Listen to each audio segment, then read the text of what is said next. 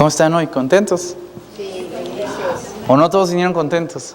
También es válido, si alguien no viene contento. Ni modo que todo el tiempo estemos felices, ¿verdad? Pero lo que sí es importante es que todos estamos juntos el día de hoy.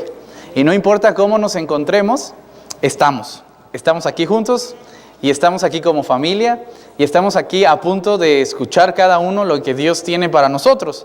Entonces, como en cada sermón, lo que quiero compartirles es que este mensaje no lo doy yo, bueno sí, pero no directamente yo, sino que realmente la intención de esto es que el Espíritu Santo te diga a ti lo que tú tienes que escuchar.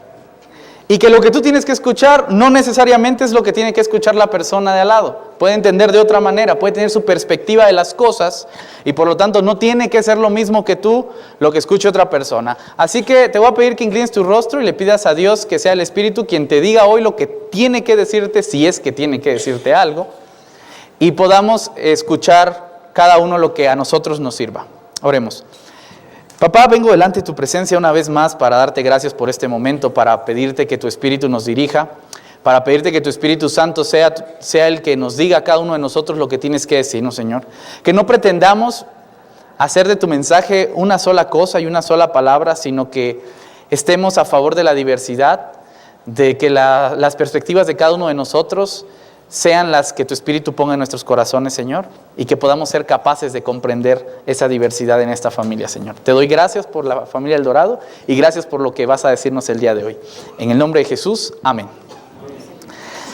A mí me encanta Jesús me cae muy bien, no sé ustedes, pero a mí me cae muy bien porque Jesús no mide muy bien las palabras que dice.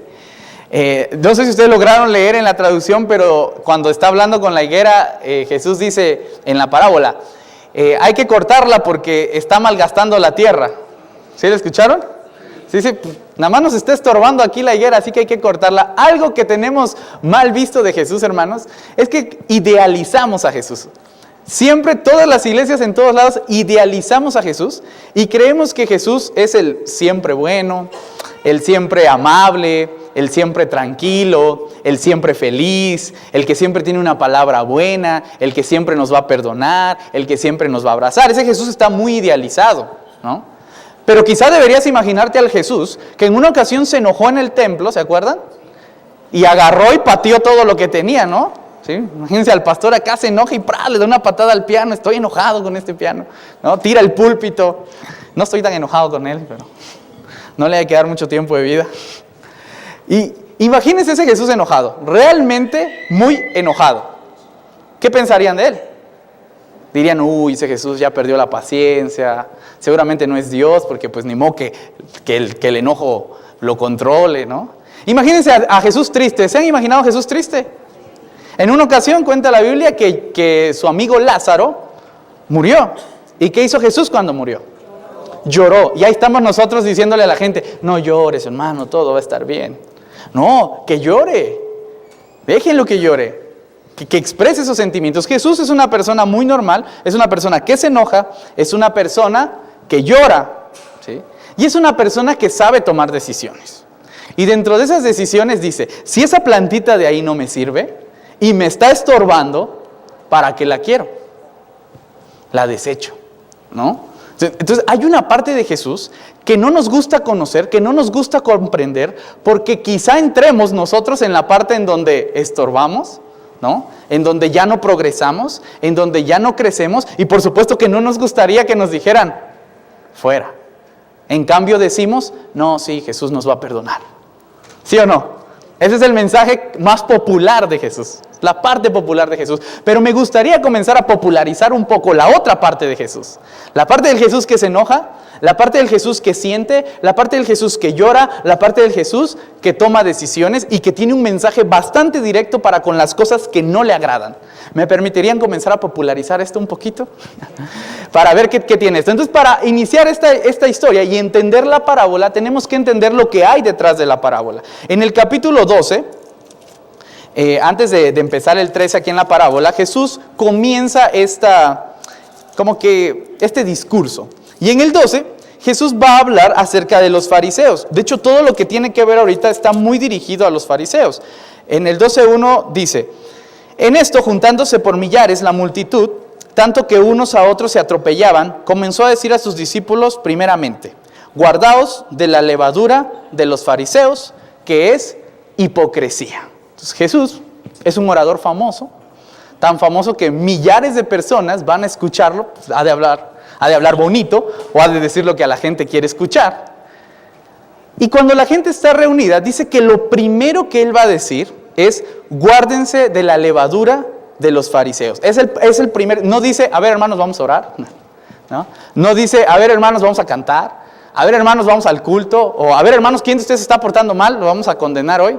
No dice eso. Lo primero que dice es un mensaje bien directo y bien interesante. Dice: guárdense de la levadura de los fariseos, que es hipocresía. Quiero contarles un poquito de los fariseos y después un poquito de la hipocresía, para que podamos ir comprendiendo también este mensaje de Jesús. ¿Quiénes son los fariseos, hermanos?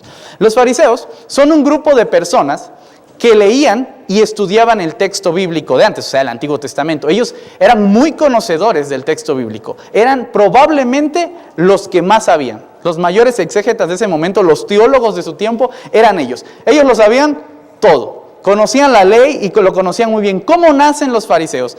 Nacen porque, si ustedes conocen un poquito de la historia, sabrán que hubo un periodo del exilio. ¿Sí se acuerdan del exilio del pueblo? En que Babilonia ataca al pueblo de Judá y se lo lleva allá en el exilio. En ese momento acontece algo impresionante para el pueblo de Israel. Destruyen el templo. Destruyen su único templo. ¿Se acuerdan quién construyó el templo? 100 puntos celestiales, ¿a quién se acuerda? Todos se la saben, ya no vale. Pero Salomón construye el primer templo, que David quería construir, pero no le dieron chance, lo construye Salomón. Y este primer templo va a ser destruido por Nabucodonosor II en una de sus tantas campañas por conquistar y someter al pueblo. Entonces, destruyen el templo, y cuando el pueblo destruye el templo, ya no tienen a dónde ir a adorar. Se les acabó, era el lugar a donde todos iban. ¿Y ahora qué hacen? Muy sencillo. Se empiezan a reunir en lugares, ahora sí que hacen sus células, se empiezan a reunir y comienzan a estudiar el texto bíblico. Pero por supuesto que para estudiar el texto bíblico tenía que haber gente preparada. ¿Sí? El Antiguo Testamento. Esta gente es los que en un principio se van a llamar escribas y que después se van a formar en un pensamiento y van a ser los fariseos. Para el tiempo de Jesús van a haber escribas y fariseos, van a haber de los dos. Ellos eran los doctores en la ley y tenían una teología bastante interesante. Su teología creía, por ejemplo, en la resurrección de los muertos, ¿no? Ellos creían en los ángeles y creían en los demonios, ¿sí? Creían en el alma. Era una teología interesante, porque había otro que eran los saduceos. Los saduceos no creían en la vida después de la muerte. No creían en los ángeles ni en los demonios. No creían en la predestinación, por ejemplo. ¿Sí? Esas teorías ya funcionaban ahí. Y los fariseos realmente eran la parte más liberal de su tiempo. ¿Sí? Eran liberales, eran como que la novedad. Por eso todo mundo los seguía. No eran cualquier cosa. No crean que hoy como los vemos ya malos, ya todos los tachamos de malos a los fariseos. No, los fariseos eran doctores en la ley, eran personas muy preparadas, eran personas con una doctrina bastante bien establecida, bastante bien hecha, y además eran populares. Toda la gente los seguía. Entonces, ¿por qué Jesús tenía problema con los fariseos? Sencillamente por la segunda palabra, por la hipocresía. ¿Qué es hipocresía? ¿Quién nos quiere compartir qué es hipocresía desde su perspectiva? No ser auténtico. ¿Doble cara? No ser auténtico. Apariencia, falso. Aparentar algo que no somos. Muy bien. Hay cosas, lo que dijeron está perfecto, hay cosas que en la hipocresía a veces la podemos llegar a confundir. Miren, no todo necesariamente es hipocresía, ¿sí? Porque a veces yo estoy con una persona o alguien más está con una persona y tú estás enojado con esa persona o quieres decirle algo con esa persona y sin embargo no tienes que estar enojado y tienes que sonreír, ¿no? Y dices, hola, ¿no? Y dices, qué hipócrita. No, eso no se le llama hipocresía, ¿sí? Muchas veces eso puede ser prudencia o inteligencia emocional. No necesariamente, o política, sí. No necesariamente eso es hipocresía. ¿Me explico? Entonces, no necesariamente el hecho de no expresar todo lo que sientes es hipocresía. La hipocresía tiene un contexto un poquito más profundo y tiene que ver con la idea de que tú dices algo en un lugar y dices otra cosa o haces otra cosa en otro lugar, ¿sí? No de que tengas actitudes diferentes. Las actitudes diferentes son parte de, ¿sí? Es necesario tener actitudes diferentes en diferentes circunstancias, ¿sí? Pero decir una cosa y hacer otra cosa, o decir una cosa con otra persona y decir la misma o otra cosa con otra persona, a eso es a lo que Jesús le va a considerar hipocresía. ¿Por qué? Porque esa actitud daña. Esa actitud que es más parecido a la incongruencia es la que daña, es la que lastima, ¿sí? Es la que comienza a hacer que haya desconfianza y que la gente pues empiece a dudar de las cosas. Esa es la actitud que tenían los fariseos, la de hipocresía. ¿Qué es esto? Que los fariseos enseñaban al pueblo una cosa, pero ellos hacían otra cosa, ¿sí? Ese era el gran problema. El otro problema es que a la gente le decían una cosa, pero entre los fariseos hablaban otra cosa. ¿Sí me explico? Entonces aquí les estaban diciendo algo, les decían, todo va a estar bien, fíjense que Roma acaba de hacer un buen discurso con nosotros, acabamos de llegar a un buen tratado y todo va a estar tranquilo. Y de repente se iban a hablar entre puros fariseos y decían, no, fíjate que Roma nos va a destruir, pero ni modo que le digamos eso al pueblo, ¿sí? Tenían discursos diferentes. Ese era un gran problema de los fariseos y Jesús era lo que estaba atacando, la hipocresía de los fariseos. ¿Vamos bien hasta acá, hermanos? ¿Vamos quedando más o menos claro qué son los fariseos? Los fariseos en este acto de hipocresía tenían otro gran problema que Jesús odiaba con todo su corazón. Y este era que amaban más los rituales y las leyes que el amor y la misericordia. Repito, amaban más los rituales y las leyes que el amor y la misericordia. Cuando una persona comienza a amar más las leyes y los rituales que el amor y la misericordia, en ese momento podríamos decir fácilmente que se parece a un fariseo, ¿sí? Un ejemplo clarísimo de eso es que todos acá consideramos que la iglesia es la casa de Dios, ¿no? Es parte de nuestra creencia, lo consideramos, creemos que la iglesia es casa de Dios. Y en la medida de lo posible todos tratamos de estar bien aquí, ¿no? Vamos a estar tranquilos, vamos a apagar el celular, vamos a estar reverentes, vamos a venir bien vestidos, no sé. Y de repente llega una persona que es un vagabundo, ¿no? Y huele mal y se ve mal.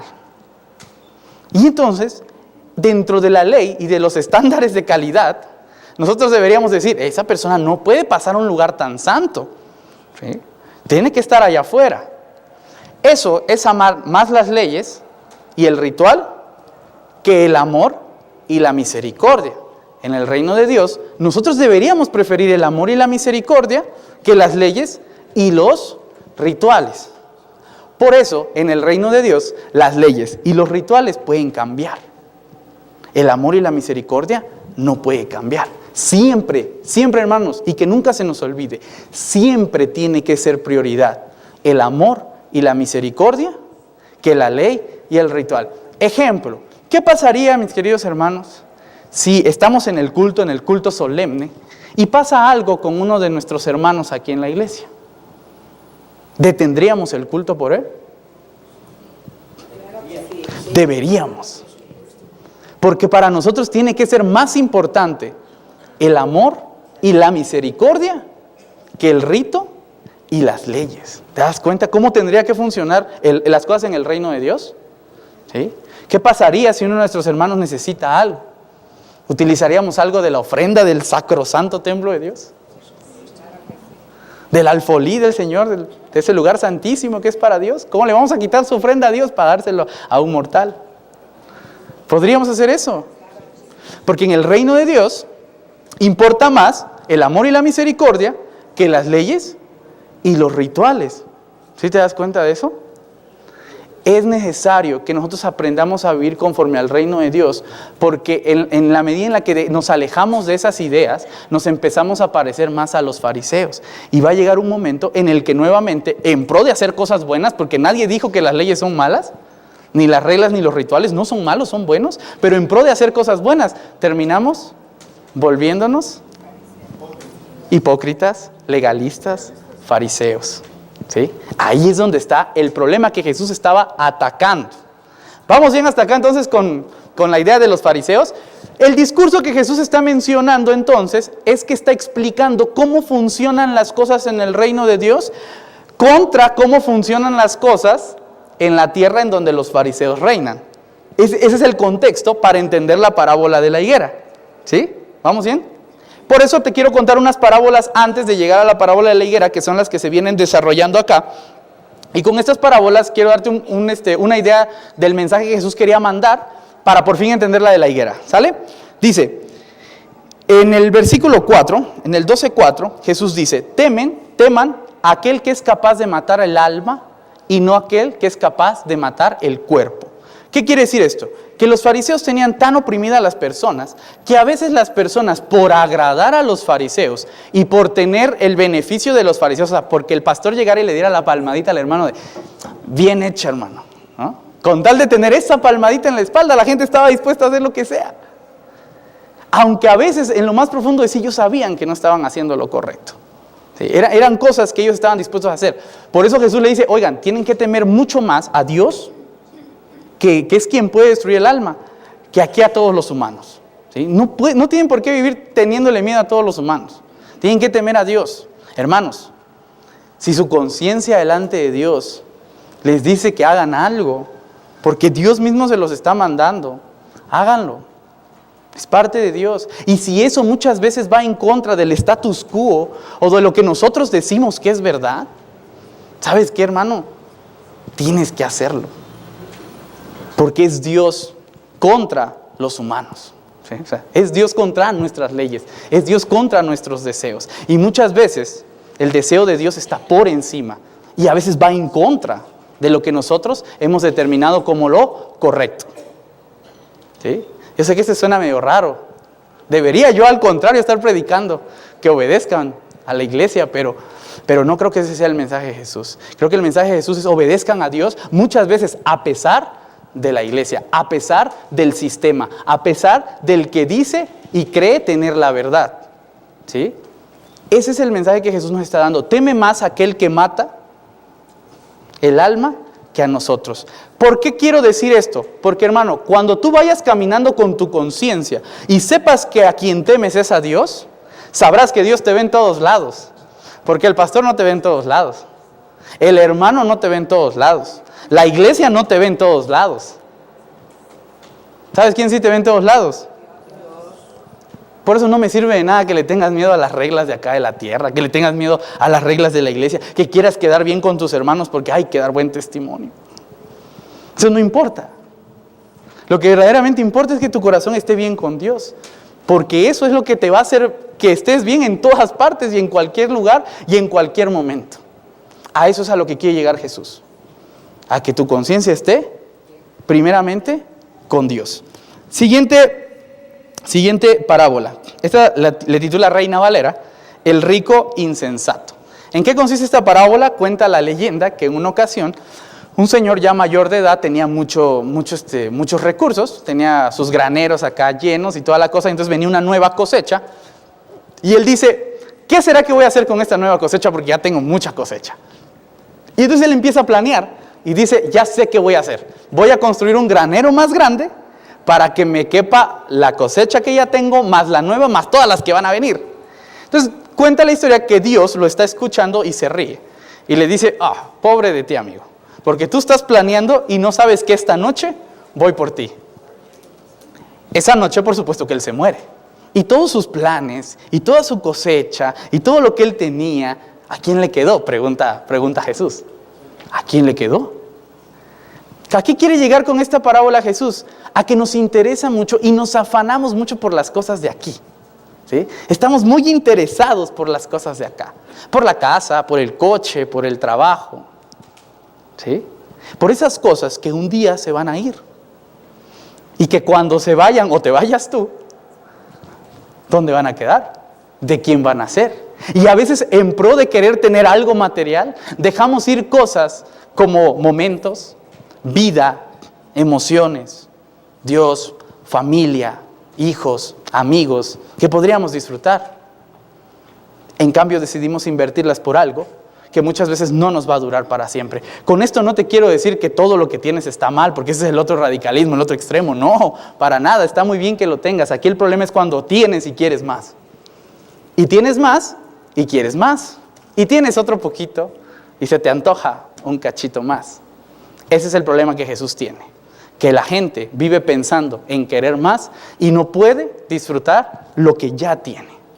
¿sí? La gente vive pensando en lo que va a pasar mañana y no es capaz de disfrutar lo que tiene ahorita. ¿Sí me explico? Ese es el gran problema de la humanidad, según Jesús. Una parábola más. En el versículo 54 va a dar el último mensaje, que es uno de mis favoritos. Ya vamos terminando, no se preocupen. Y este mensaje dice: ustedes saben distinguir cuándo va a llover y cuándo va a hacer calor, porque saben ver los tiempos en el cielo, ¿no? Dicen, ven una nubecita y dicen, mira, va a llover, ¿no? Ven la tierra que está muy seca y dicen, hoy va a hacer mucho calor. Y Jesús les está reclamando esto porque a Jesús les están haciendo un montón de preguntas. Y lo que Jesús está queriendo decirles al final es que ¿acaso no se pueden dar cuenta en qué tiempo estamos? O sea, ¿no se dan cuenta también qué tiempos son estos? ¿Por qué preguntan todo el tiempo qué es bueno, qué es malo? Si ya saben lo que es bueno y lo que es malo. Si ya te estás dirigiendo hacia lo malo, volteas a ver así como de, ¿será que es malo o será que es bueno? Y como nadie te dice nada, pues das otro pasito. ¿Y será que es bueno o será que es malo? Y como nadie te dice nada, vuelves a dar otro pasito. Y así te vas. De repente ya estás en lo malo. Y entonces el reclamo de Jesús es, ¿por qué preguntan? ¿Por qué me tienen que preguntar cada 5 minutos si lo que están haciendo es bueno o malo? Cuando obviamente ya sabes que está mal. O ya sabes que está bien. No tienes que refugiarte en alguien más. Ay, es que el pastor me dijo que estaba bien. Pues que al pastor lo regañe, ¿no, Dios? No, yo nunca les voy a decir que está bien y que está mal. Sé cuidarme. Más bien, quiero que sepas que tú sabes cuando algo está bien y tú sabes cuando algo está mal. Y que muchas veces no queremos aceptar esa verdad que ya sabemos y deseamos seguir encaminados. Eso es lo que Jesús está reclamando también al pueblo, antes de llegar a esta parábola tan bonita de la higuera estéril. Así que vamos llegando por fin a la parábola de la higuera, en donde Jesús, después de todos estos antecedentes, en donde les ha dicho que se cuiden de la hipocresía, en donde les ha dicho que se cuiden de amar las cosas materiales, y en donde les ha dicho que se cuiden de andar preguntando qué es bueno o malo, porque ya sabes lo que es bueno o malo, entonces les va a contar la historia de la parábola. Cuenta la historia de la parábola, la historia de la higuera. Cuenta la historia de la higuera, que va un señor y planta una higuera. Cuando tú plantas algo es porque esperas que te dé algo, ¿no? ¿Sí? Por lo menos oxígeno en el peor de los casos, ¿no? Lo plantas, pero ese señor estaba esperando que le diera frutos. Estaba esperando que su higuera le diera frutos, por eso la planta con una intención, quiere frutos. Pasa el tiempo, camina una vez y dice, mira, nos dio frutos. Camina 2 veces y dice, nos dio frutos. 3 veces no dio frutos. Y dice, caray, hay algo mal en esta higuera. Entonces él le dice a su hijo que la va a cortar. Dice, bueno, esta higuera me estorba porque está ocupando un lugar en la tierra, nos está dañando y no está produciendo nada. Entonces, en palabras sencillas, me estorba. Vamos a arrancarla. En eso, antes de que la arranque, entra el hijo y el hijo le dice al Señor, no la arranques. Dame la oportunidad de abonarla, ¿sí? De vitaminarla, de darle un chance más, de arar ahí la tierra a ver si no tiene algo que le esté deteniendo. Dame la oportunidad de abonarla y si en la siguiente ocasión no da fruto, entonces, ¿qué? La cortas. Y entonces Jesús está diciendo esto porque tiene una idea bien clara de lo que está expresando. Le está diciendo al pueblo judío, ustedes fueron hechos para dar frutos, pero adivinen qué. No están dando frutos. Así que el Señor dice que los va a cortar, que ya no los quiere. Por eso entra Jesús y Jesús le dice al Padre, oye, danos un chancecito más, ¿no? Déjame ir por ellos, dame la oportunidad de hablar con ellos, dame la oportunidad de abonarlos, de vitaminarlos, de cuidarlos, de protegerlos. Dame ese chance, pues, de darles otra oportunidad. Y si no dan frutos después de eso, ¿qué? Córtalos. Y es lo que Jesús hace en nuestra vida. Todo esto para decirte que lo que Jesús hace en nuestra vida es justamente eso. Llegar a nuestra vida para vitaminarnos, abonarnos, motivarnos, ayudarnos, protegernos, cuidarnos, porque Él tiene una esperanza. Y esta esperanza es que demos frutos. Pero si no damos frutos, ¿qué creen que pasa?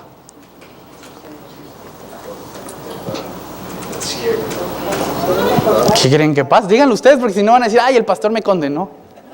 No, díganlo ustedes. Los cortan. Los cortan. Vivimos en un estado de confort terrible, en donde creemos que nada nos va a pasar, que somos inmunes a todo. Ya creí una vez en Jesús, ay, qué bonito, toda mi vida va a ser de rosa. Ya creí una vez en Jesús, que ahora puedo hacer lo que yo quiera. Ya hice una vez para Dios y ahora sí puedo descansar todo el tiempo del mundo. No. Fuimos plantados en este mundo para dar frutos.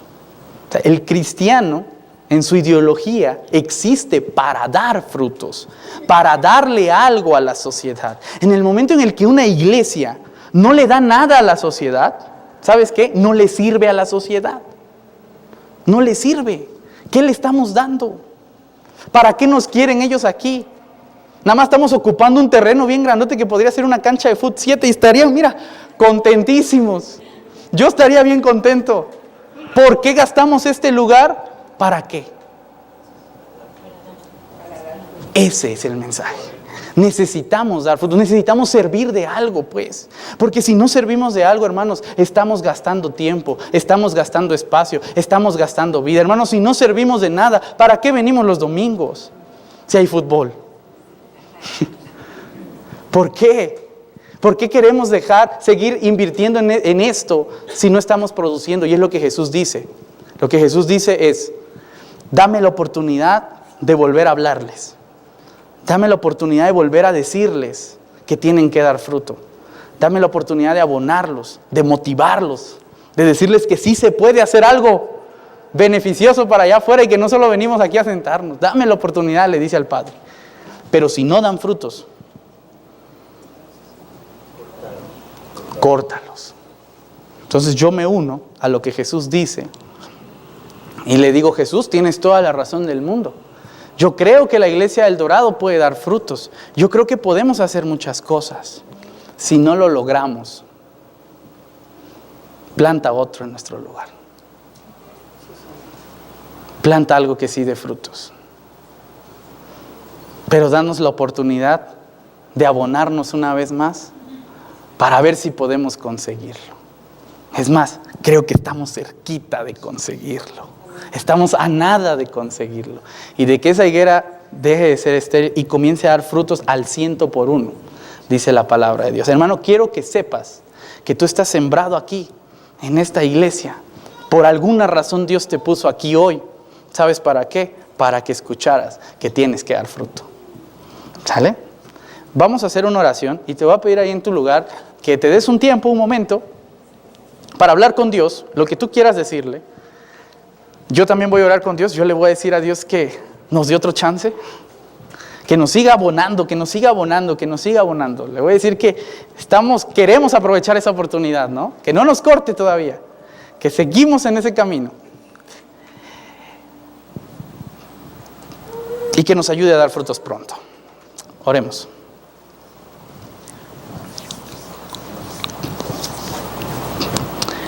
Papá, quiero darte gracias primeramente porque cuando debiste habernos cortado, no nos cortaste. Sino que nos diste la oportunidad de seguir aquí, Señor, de seguir creciendo, de seguir haciendo algo. Y hoy comenzamos a ver, Señor, que la higuera comienza a crecer, comienza a dar frutos, Señor. Pero queremos dar más frutos, queremos dar mucho fruto. Queremos que te sientas orgulloso de nosotros y que un día tú puedas vernos y decir: qué bueno que planté esa higuera. Qué bueno que la planté. Eso es lo que queremos, Señor. Que cuando voltees a ver nuestra vida, digas: qué bueno que lo escogí a Él. Qué bueno que lo amé a Él. Qué bueno que di mi vida por Él o ella. Quiero, papá, que te sientas orgulloso de nosotros cuando nos voltees a ver. Que veas nuestra vida y que veas que estamos dando muchos frutos. Y que te sientas contento de tenernos, Señor, en tu jardín, como parte tuya.